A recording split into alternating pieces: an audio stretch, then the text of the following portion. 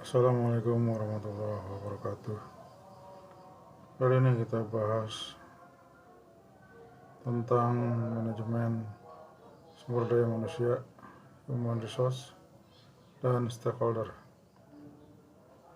Nah, di sini ada bagian ya, hubungan antara SDM dengan stakeholder.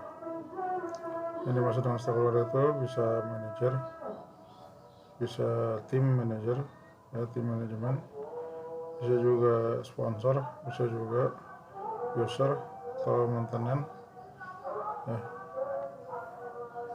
Jadi yang terlibat atau terkait dengan proyek, ya.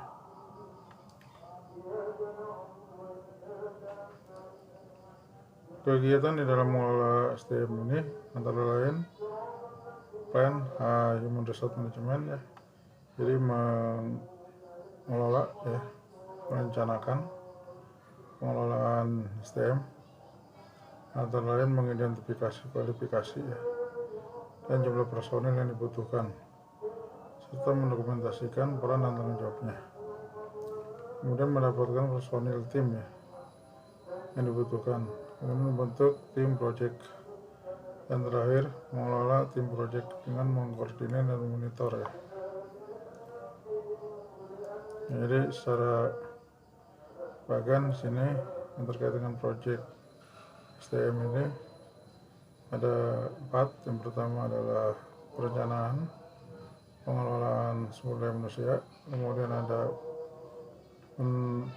menunjuk atau mendapatkan tim, ya, kemudian mengembangkan tim, membentuk dan meningkatkan termasuk kompetensi tim, ya, kemudian mengelola tim project, ya. Nah, yang dimaksud dengan stakeholder proyek itu adalah pihak-pihak, baik itu kelompok maupun individu ataupun organisasi yang mungkin mempengaruhi atau dipengaruhi oleh suatu proyek, ya, entah itu keputusan-keputusannya, aktivitasnya maupun hasilnya. Nah, kalau secara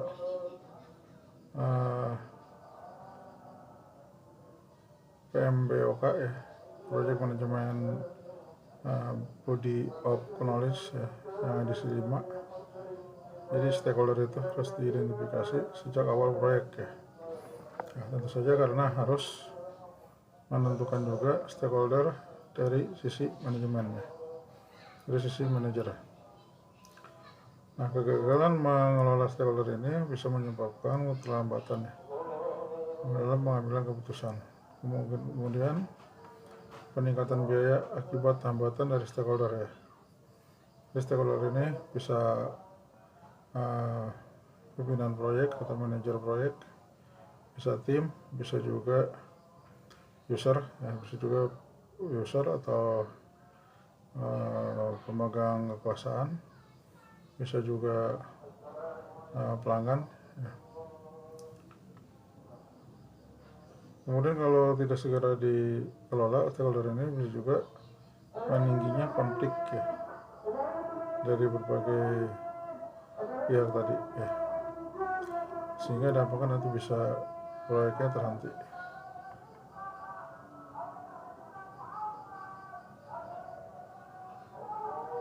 Jadi pertama harus diidentifikasi, ya, identifikasi stakeholder, kemudian harus direncanakan untuk mengelola stakeholder, kemudian mengelola stakeholder, kemudian memonitor stakeholder.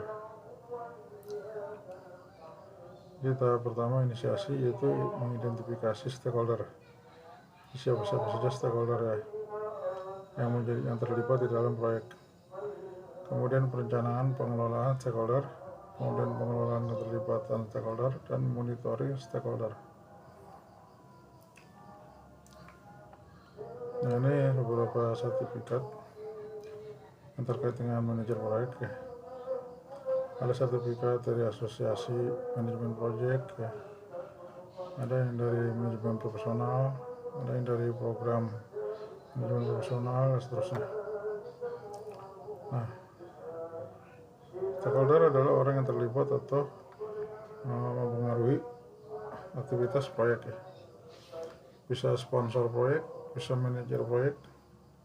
Sponsor ini biasanya yang membiayai proyek ya, kemudian manajer proyek, ada tim proyek, ada staf pendukung, ada pelanggan yang memesan proyek ya, ada juga pengguna atau yang user atau pengguna proyek, ada pemasok ya. Kemudian dalam bidang SI informasi ya, yang jabatan manajer proyek itu tanggung jawab dan wewenangnya adalah membuat rencana kerja, kemudian menugaskan ke anggota tim, memonitor dan bertanggung jawab atas proyek. Itu tugasnya si manajer. Kemudian ada lagi analis sistem, adalah membuat ya atau membangun sistem ya dengan cara wawancara dengan berbagai stakeholder. Kalau desainer, pekerjaannya adalah tanggung jawabnya adalah membuat desain aplikasi, pom-pomnya, reportnya, transaksinya dan lain-lain. Kalau si programmer ini yang membuat aplikasinya atau yang membuat codingnya. Kalau tester ini yang menguji atau mengetes ya aplikasi. Kemudian nanti mendokumentasikan apa saja yang harus diperbaiki. Dokumentator ini yang membuat dokumentasi ya, terkait dengan desain. Jadi dia nanti berhubungan atau bekerja sama dengan analis sistem, desainer, programmer, administrator. Nah, administrator ini membantu dan membuat dokumen manajemen proyek, menghasilkan dokumen-dokumen administrasi proyek. Bisa juga administrator ini adalah orang yang mengelola aplikasi ya.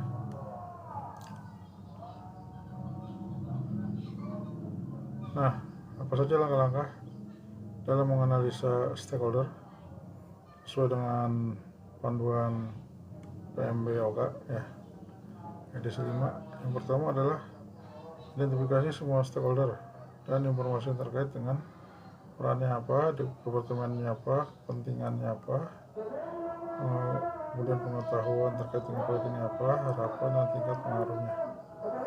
Yang kedua adalah menganalisa dampak atau dukungan dari masing-masing stakeholder yang dapat diklasifikasikan. Menilai bagaimana stakeholder bereaksi atau merespon terkait dengan situasi dan merencanakan bagaimana mempengaruhi mereka dalam meningkatkan dukungan mereka dan mengantisipasi dampak negatif yang mungkin muncul. Nah, klasifikasi stakeholder apa saja? Yang pertama itu berdasarkan tingkat kekuasaan ya, power atau interest ya, berdasarkan tingkat kekuasaan. Dan yang kedua berdasarkan influence, pengaruh ya, berdasarkan pengaruh. Dan yang ketiga berdasarkan influence atau impact grade ya. Jadi berdasarkan pengaruh dan kemampuan mereka untuk memberikan dampak ya terhadap proyek ya. Jadi memberikan dampak terhadap proyek ya. Ini klasifikasi stakeholder. Dan yang terakhir stakeholder yang berdasarkan kekuasaan dan tingkat kepentingan dan legitimasi ya,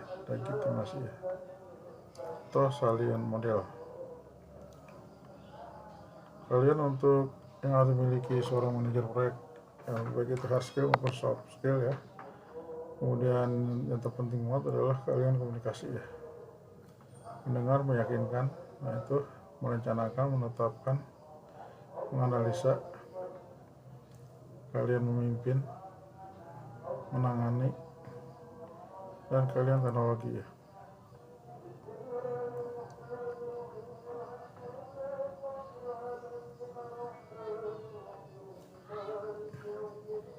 Nah, kalau stakeholder proyek secara umum, tentunya dia harus pemilik proyek ya, atau owner. Harus juga mempunyai komite pengarah. Harus juga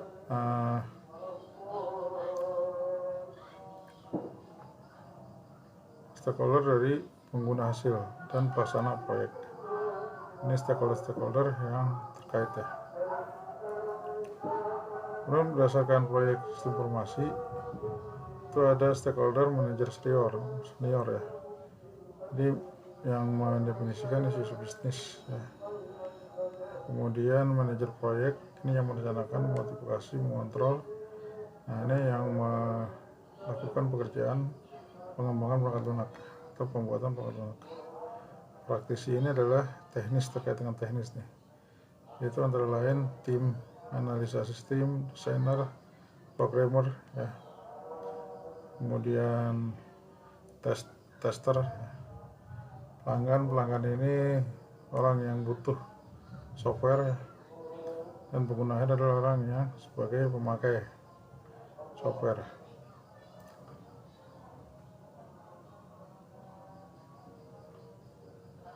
Keahlian apa saja ini dimiliki oleh seorang manajer proyek? Antara lain keahlian personal ya, kemampuan komunikasi, negosiasi, membangun tim, terutama ini nih, komunikasi ya. Jadi jangan sampai proyek yang sudah setengah berjalan ternyata hasilnya tidak sesuai dengan perencanaan karena kurangnya komunikasi antara si manajer dengan si pelaksananya atau timnya. Kemudian keahlian teknis, nah ini terkait dengan konfigurasi, manajemen data, informasi dan seterusnya. Keahlian manajemen, kemudian keahlian menangani situasi ya. Manajemen office ya, project manajemen office adalah kelompok organisasi yang bertanggung jawab untuk mengkoordinasikan fungsi manajemen proyek dalam sebuah organisasi. Jadi tugasnya antara lain mengumpulkan, mengatur, mengembangkan, mempertahankan template ya bagi dokumen-dokumen proyek, mengembangkan, mengkoordinasikan pelatihan dan seterusnya. Organisasi proyek adalah organisasi yang disusun berdasarkan adanya sebuah proyek. Nah, jadi organisasi ini ada strukturnya, nanti ada yang secara fungsional, ini secara matrik, dan ada yang secara murni. Jadi kalau yang fungsional ini cirinya adalah ada fungsi otoritas dan hierarki. Nah, ini contohnya yang fungsional, ada hierarki dan ada otoritas. Nah, di sini ada wakil presiden marketing, ya. Di sini ada wakil presiden keuangan, ya. Ini direktur utamanya nih, presiden direktur. Ini wakil untuk produksi, bagian produksi ya. Di masing-masing ada otoritas dan hierarki. Kemudian yang murni, nah kalau yang murni ini dia berdiri sendiri ya, jadi dia mempunyai otoritas penuh pada proyek. Ini sini contohnya ada struktur fungsionalnya. Nah, dia mempunyai struktur sendiri, yaitu proyek, kayak departemen proyek. Jadi dia otoritas penuh terhadap proyek yang sedang berjalan. Jadi tidak terkait dengan fungsional yang lain. Jadi yang mengontrol jalannya proyek benar-benar departemen dia. Paling terkait dengan urusan dana itu nanti ke bagian keuangan ya, dengan pengadaan barang nanti ke logistik ya. Tapi terkait dengan berjalannya kebijakan-kebijakan yang ada di dalam proyek itu menjadi penuh otoritas penuh dari si direktur proyek ya. Selain ada murni juga ada matrik ya. Matrik ini gabungan antara fungsional dan matrik ya. Gabungan ya. Tuh, jadi ada yang hierarki juga ada. Kemudian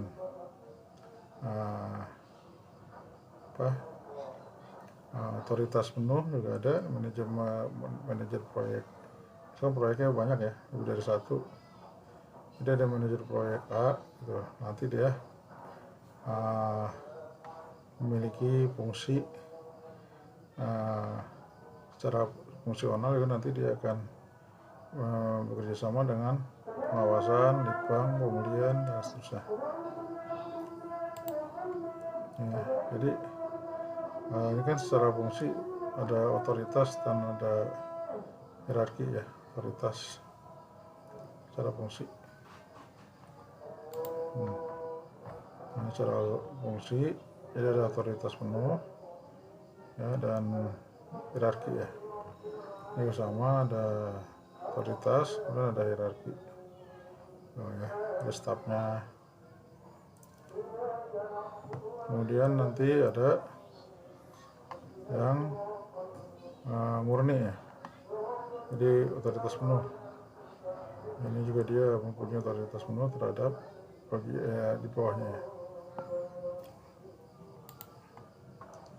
Itu organisasi, struktur organisasi perusahaan dilihat dari fungsional, murni, dan matrik ya.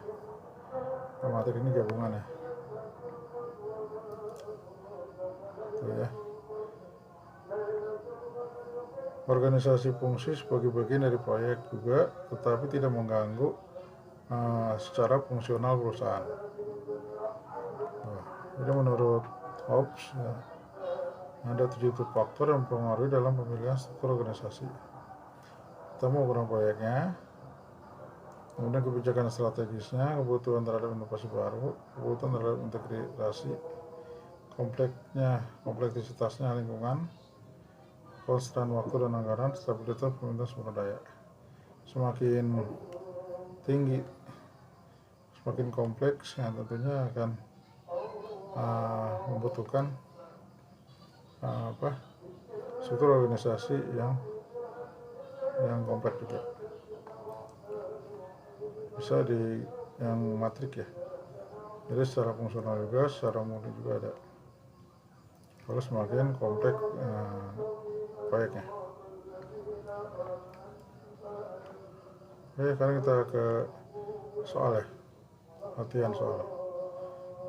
Project SDM atau Human Resource Management disebut juga ini ini risiko, risk, ini stakeholder, ini komunikasi, pengadaan. Kalau HRD itu manajemen sumber daya manusia.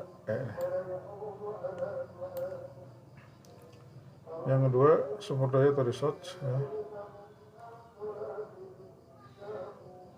Bisa manusia, bisa material, mesin, dan lain-lain, merupakan bagian dari proses manajemen proyek, inisiasi, anggaran.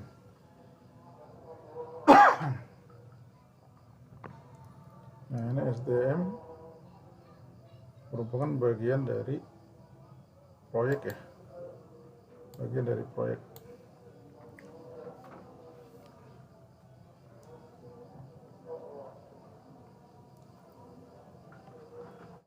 Oke, kita ke nomor 1.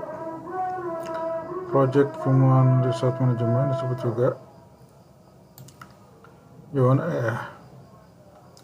manajemen sumber daya manusia.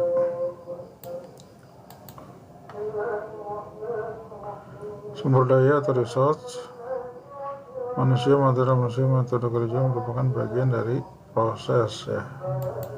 Yang proses itu kan ada 4 ya. Ada inisiasi, ada perencanaan, ada pelaksanaan atau eksekusi. Bagian dari prosesnya. Kemudian nomor 3, manajer proyek adalah seseorang yang ditunjuk atau ditetapkan bertanggung jawab pengelolaan proyek. Ini ya yang A, yang mana paling lengkap ya.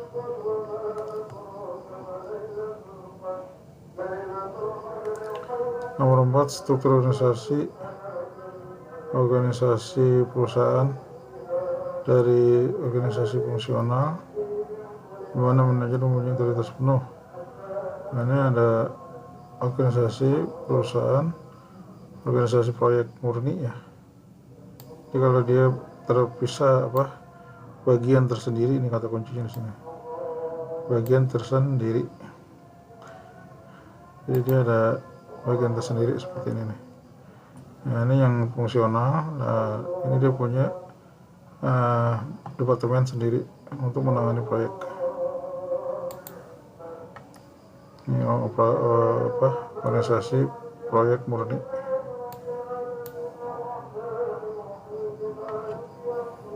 Nomor 5, struktur organisasi jenis ini dikelompokkan menurut fungsinya, otomatis nih jawabannya. Tuh, yang konsep otoritas dan hierarki ini jawabannya. Fungsional ya, organisasi proyek fungsional. Ya, untuk soal-soalnya. Terima kasih. Assalamualaikum warahmatullahi wabarakatuh.